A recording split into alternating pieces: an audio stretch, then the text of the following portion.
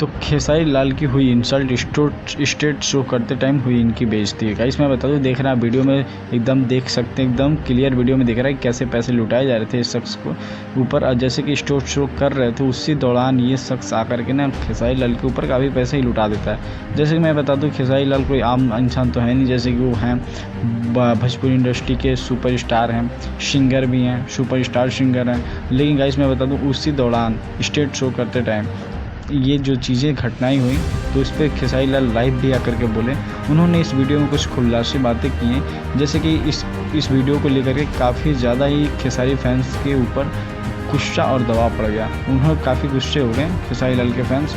तो उसी पर खेसारी लाल आकर बोले हैं कि ये माइंड मत कीजिए आप लोग, ये जो हैं हमारे बुए के लड़के हैं। तो गाइस हमारे चैनल को सब्सक्राइब जरूर कर लें, बेल आइकन को दबा लें।